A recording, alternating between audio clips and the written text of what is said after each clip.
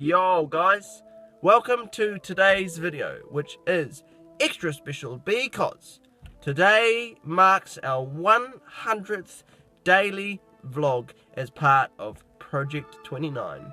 Woo! 100 videos in 100 days.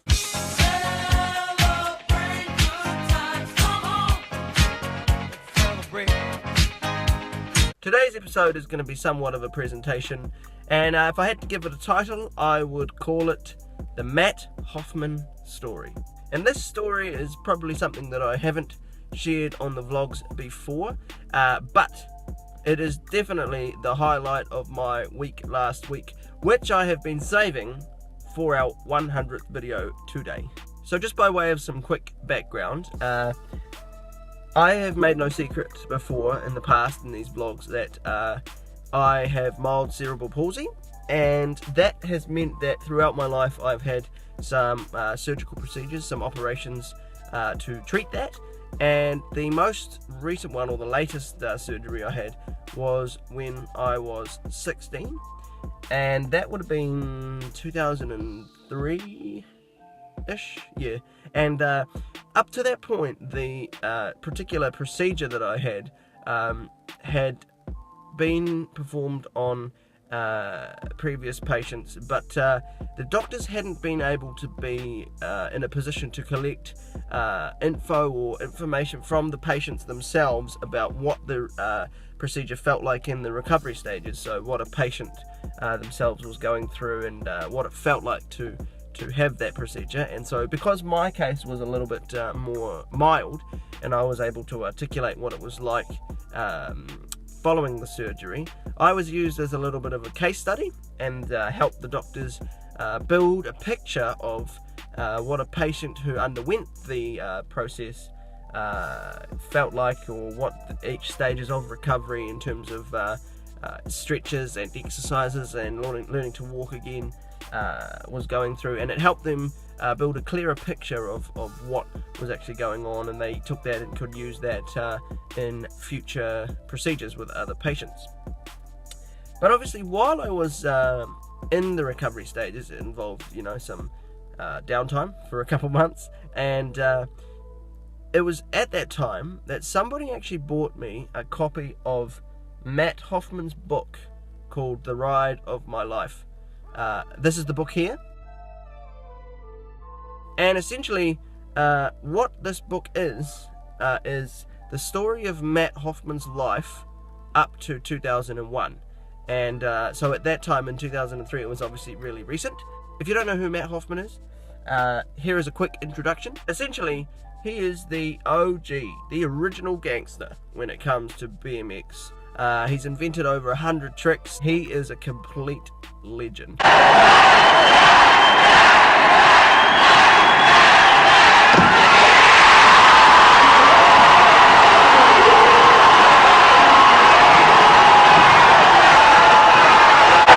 Hoffman, we thought we'd seen the last of him last year, but he's back, and he'd like to go out this year with a gold.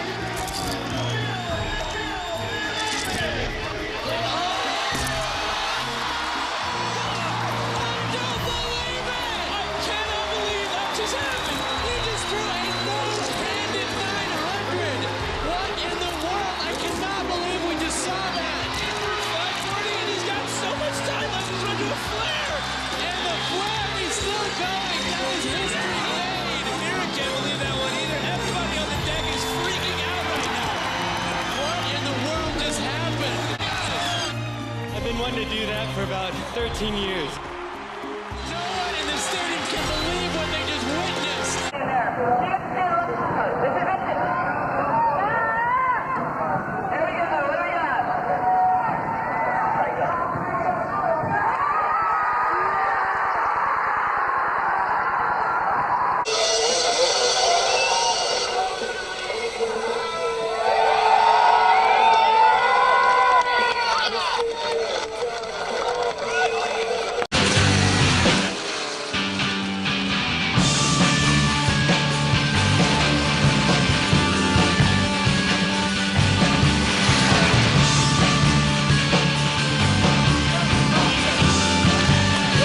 in life when you sort of say, oh yeah, this person is my mentor, my idol, and some are more than others, if you will. And for me, this time in my life when I was 16, recovering from this operation, is the first time that I can legitimately say that what I read in Matt's book really impacted me. Along with inventing tricks like the flare and being the first to land a 900 in competition and the no-handed 900 that he did, there's obviously comes the injuries and the downtime, and that's obviously inherent with pushing the boundaries like he did for so long. He was the benchmark. Matt was who everyone wanted to be, who everyone idolized, and I was like that. And so in reading his book and hearing about all the stuff that had gone on in his life, and he was really open about that stuff that he'd gone through, and this isn't an endorsement of or a paid endorsement or whatever, but this is literally what happened for me. Reading while I was recovering in a hospital bed about some of the stuff that Matt had gone through and recovered from, and continued to push the boundaries and bounce back from the stuff, and you know, some of the stuff way worse than what I'd ever faced, and so for me, it literally encouraged me that I could get through this procedure, and that I could bounce back, and that things would be okay. And yeah, that book was the major catalyst in helping me see that life is often full of difficulties and stuff that we can't foresee, and everyone has hardships, and you know, this was mine, or one of them, and it really encouraged me to bounce back from that, and to know that things were going to get better. So all of that to say, here is what happened this week. 13 years after the fact, I actually found, I didn't know that Matt had one, but he has an official Twitter page, which I found through, I don't know, some means, mentioned on a YouTube video somewhere or something like that. And so I thought to myself, you know what, why don't I just tell Matt this story and see what happens?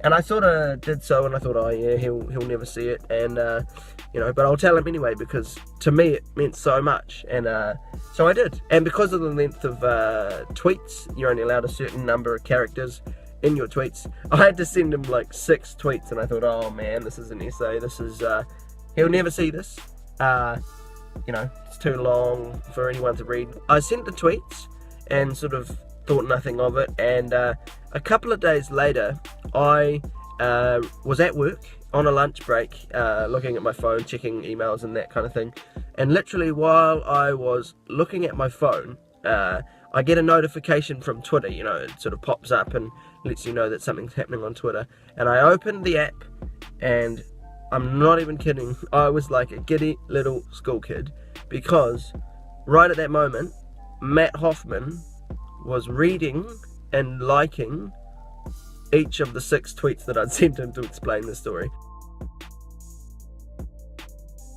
And I was literally blown away. There were so many reasons I was like gobsmacked. I was like, to be honest, a little giddy school kid. I didn't think first off that Matt would ever see the tweets, and I thought if he did, that, you know, he'd think, oh, here we go, there's 6 tweets here, they're long, I don't have time to read them. But not only did he see them, he took the time to read each of the 6 tweets that I sent him, explaining, you know, my story and how his book had literally impacted my life and changed it for the better, I would say.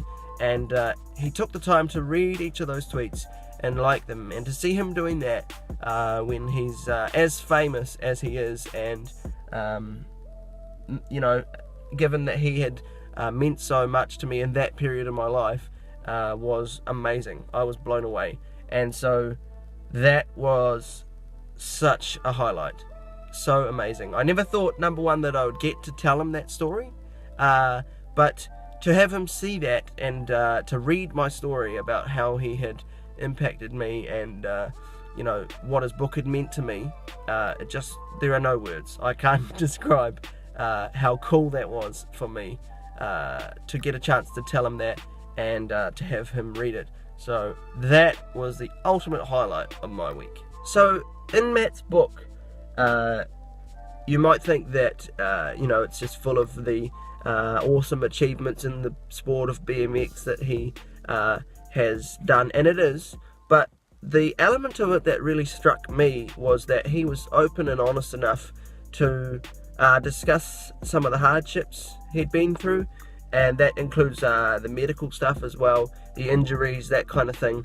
But it even includes the fact that the sport of BMX had bottomed out in the 1980s, and in the face of so many challenges, financial challenges or whatever it might be, I don't think it's an overstatement to say he and a bunch of his core friends who were committed to seeing the sport revive again basically breathed life back into BMX when it was dying. They would do road shows, with a group called the Sprocket Jockeys, and the part that got me was people would say, it's not conducive financial times to spend money on road shows or whatever, but even despite that opposition, if you will, he went and did it, and at a time when it wasn't considered perhaps financially favourable to start a bike company, Matt started Hoffman bikes because he wanted to build a product that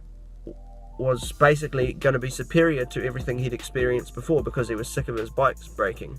And so it was the attitude that Matt takes to things. Like, people may say no, people may say it's too hard, it's too difficult, but if Matt felt like he was called to do something, he did it, and that was, for me, amazing. Like, facing those difficulties and saying, no, I'm gonna give it a crack anyway, I'm here to live 100%. And the book's like full of inspirational quotes that Matt lives by, and I guess if I had to distill the one thing that I took away from that book while reading it recovering in a hospital bed at the age of 16, it would simply be, out of all the mottos and all the experiences and all the things that Matt lives by, it's two words: rise above.